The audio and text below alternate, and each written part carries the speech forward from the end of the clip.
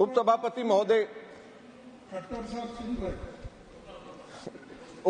महोदय, मैं एक और शहरी गरीब में जो सबसे महत्वपूर्ण है रेहड़ी पटरी, उनके बारे में कहना चाहूंगा और ये बहुत महत्वपूर्ण है। और मैं आपको बताना चाहूंगा, रेहड़ी पटरी आजीविका संरक्षण कानून ये मेरे द्वारा बनाया गया था और मैंने कैबिनेट से पास करके करा, जिसको आज पूरे देश के अंदर इंप्लीमेंट किया जा रहा है।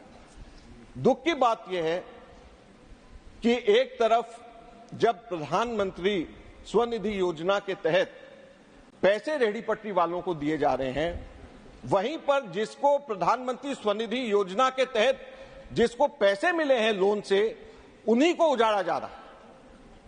और उसके भी ज्यादा दुख की बात यह है, मेरे पास में ये पूरी लिस्ट है, प्रधानमंत्री जी की कॉन्स्टिट्यूएंसी से हटाया जा रहा है।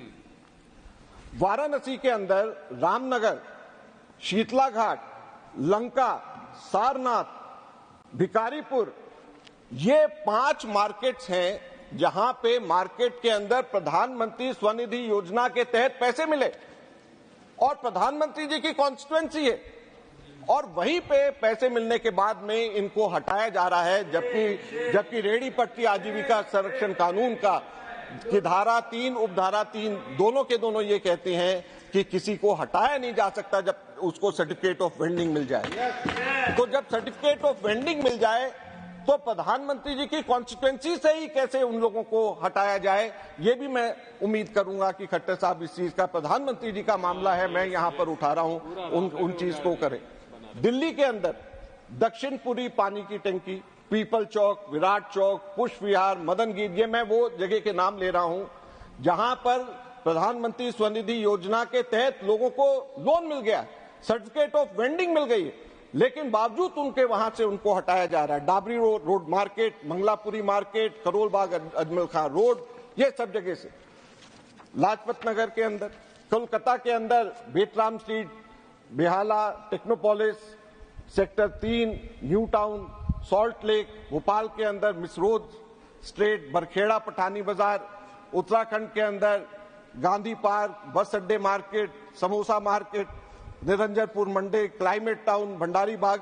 मैं ये सब नाम इसलिए ले रहा हूं, पूरे देश भर के अंदर, ये मैंने को कल से मैंने सिर्फ इकट्ठा करना शुरू किया है, सारे मार्केट देश भर के अंदर लोगों का ये कहना है कि हमारे को पैसे नहीं चाहिए, हमारे को सुरक्षा चाहिए।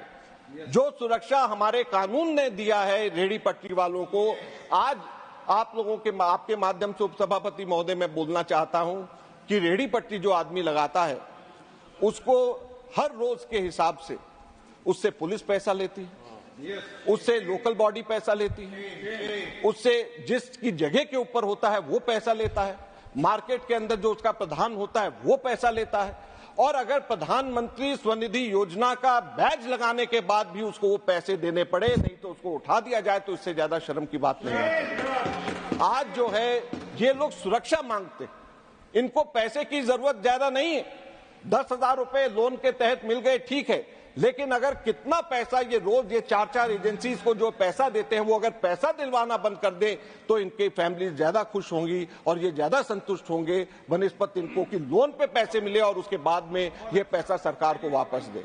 इसलिए रेहड़ी पटरी आजीविका संरक्षण कानून जो हम लोगों के द्वारा लाया गया था, मैं अनुरोध करना चाहूंगा खट्टर साहब को, सभी स्टेट के मिनिस्टर्स को बुलाएं और उनको बुला करके ये सुनिश्चित करें कि उसका पालन किया जाए, और अगर उसका पालन होगा तो सही तरीके से हमारे देश के अंदर गरीब लोग इसका लाभ उठा पाएंगे। आपका बहुत बहुत धन्यवाद। मेरा समय खत्म होने वाला है, मैं समय का पाबंद रहना चाहता हूं। बहुत बहुत धन्यवाद। 1 मिनट 22 सेकंड अभी है, आप बोल सकते हैं। 1 मिनट 22 सेकंड, 1.5 मिनट है। सभापति महोदय, रेहड़ी पटरी आजीविका संरक्षण कानून के बारे में मैंने अभी बात कही। हमारे देश के अंदर इस कानून का सही तौर पे पालन नहीं हो रहा है। टाउन वेंडिंग कमेटी हमने इसमें रखा है प्रावधान की टाउन वेंडिंग कमेटी बनेगी, टाउन वेंडिंग कमेटी की रेगुलर मीटिंग्स होंगी और जो सर्वे होगा वो टाउन वेंडिंग कमेटी करेगी। दुख की बात यह है कि पूरे देश भर में अर्बन लोकल बॉडीज और स्टेट गवर्नमेंट्स इसका पालन नहीं कर रही और सेंट्रल गवर्नमेंट इसको मॉनिटर करने में बहुत दिलचस्पी नहीं दिखा रही है। तो मैं अनुरोध करूंगा, अभी यहां पर मेरे से पूर्व वक्ता भाजपा के हैं, उन्होंने भी कहा कि स्टेट के मिनिस्टर्स को बुला करके बात करनी चाहिए। इस विषय पर भी टाउन वेंडिंग कमेटी के बारे में भी बात करनी चाहिए।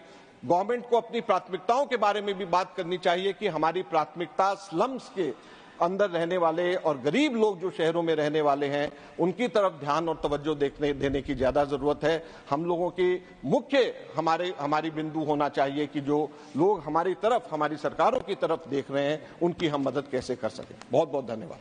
धन्यवाद माननीय अजय माकन जी। माननीय सदस्यगण,